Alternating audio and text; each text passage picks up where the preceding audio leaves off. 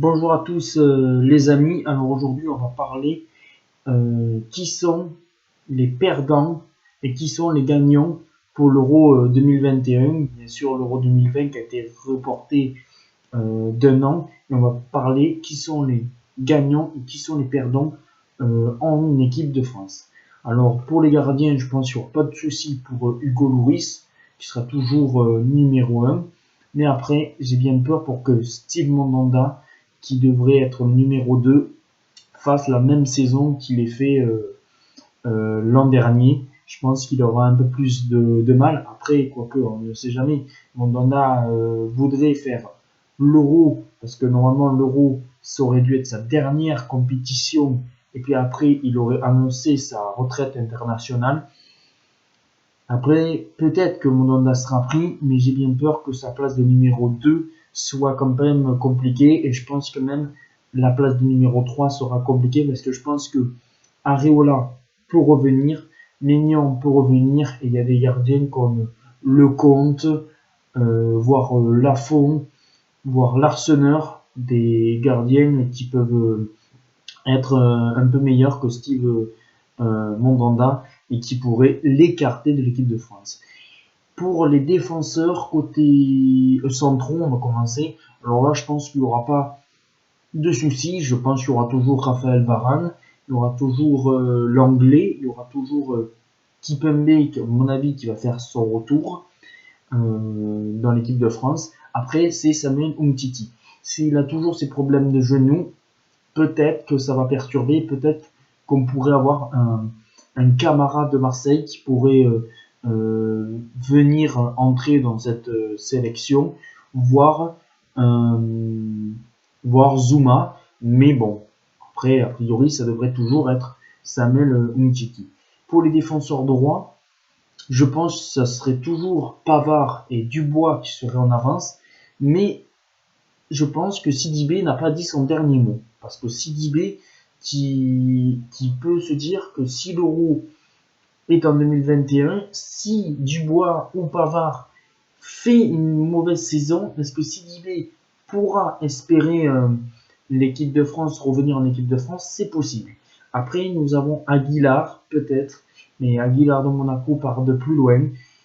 À mon avis, ça se jouera quand même toujours entre Pavard, Dubois et Sidibé qui peut essayer de revenir des titilles. Côté gauche, là, il y en a un qui peut revenir en grande forme, c'est Lucas Hernandez, qui avait des difficultés un peu cette année et qui peut revenir, qui sera le grand gagnant s'il y a l'Euro 2021, mais s'il n'est pas épargné par les blessures, il peut revenir en forme. Et puis après, je pense que je verrai Ferland Mendy, qui était à Lyon, qui est parti au Real Madrid et qui est en train de titiller un peu Marcelo, même d'être titulaire au Real Madrid. Et pourquoi pas qu'il soit dans cette liste. Et je pense que les grands perdants, ça sera Lucas Digne, Kurzawa, mais ça c'est depuis bien longtemps. Amavi, même si Amavi il a fait une superbe saison, je pense que là, ça va être compliqué pour lui d'intégrer parce que je vois pas comment il va faire s'il refait encore une grande saison, tant mieux pour lui. Mais Amavi, il était peut-être parmi les réservistes pour l'équipe de France. Et Benjamin Mendy. À voir si Benjamin Mendy, parce que Benjamin Mendy, s'il reste à Manchester City, qui a bien sûr, qui ne sera pas en Ligue des Champions l'année prochaine, c'est ça. Je pense que Ferland Mendy et Lucas Hernandez sont en bonne voie pour être dans les prochaines listes et peut-être pour l'Euro 2021. Après, en milieu de terrain, les grands gagnants, c'est Paul Pogba, qui avait des difficultés cette année par les blessures, voilà, qui peut bien revenir. Et c'est tant mieux pour Paul Pogba qu'il soit, que l'Euro soit remporté, comme N'Golo Kanté, qui aussi a des blessures et qui n'est pas épargné par les blessures. Alors, notre père Pogba Kanté sait très bien que l'Euro soit remporté. Tolisso, parce que Tolisso, il y sera, quoi qu'il arrive, même s'il a moins de temps de jeu, mais je pense qu'il y sera. Et puis après, malheureusement, je pense qu'il y aura aussi Tanguy Ndombele qui peut être un grand gagnant.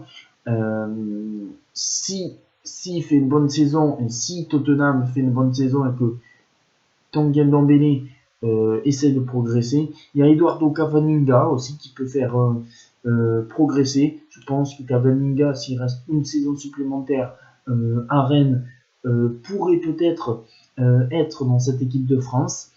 Et après, les grands perdants, je pense que c'est Sissoko. Même s'il va avoir 30 ans ou 31 ans, je pense que Sissoko, c'est peut-être fini. Dimitri Payet, le grand perdant aussi, parce que Dimitri Payet a fait une superbe saison cette année. Mais est-ce qu'il va récidiver? Il va sur ses 34 ans, je pense que ça va être très compliqué pour Dimitri Payet.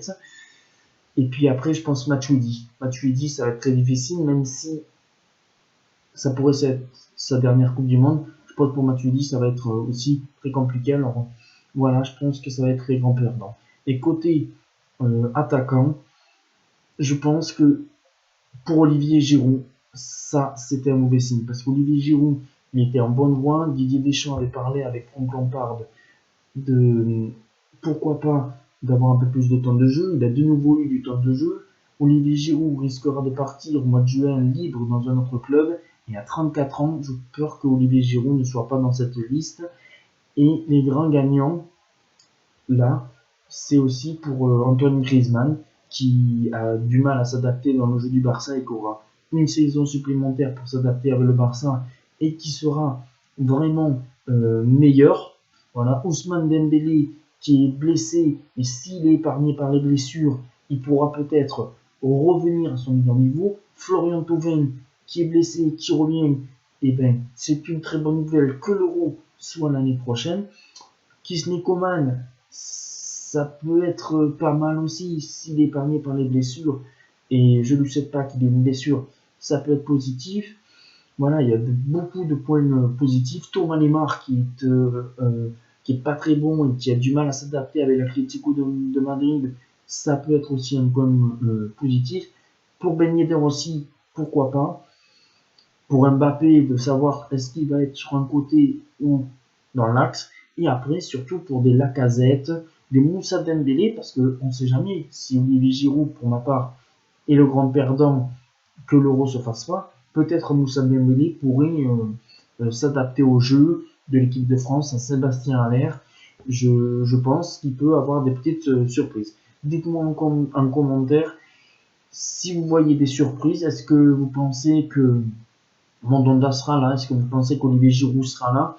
Ou est-ce que vous pensez que c'est fini, Giroud ne sera pas à l'Euro 2021 et que ça sera un autre comme Moussa Dembélé?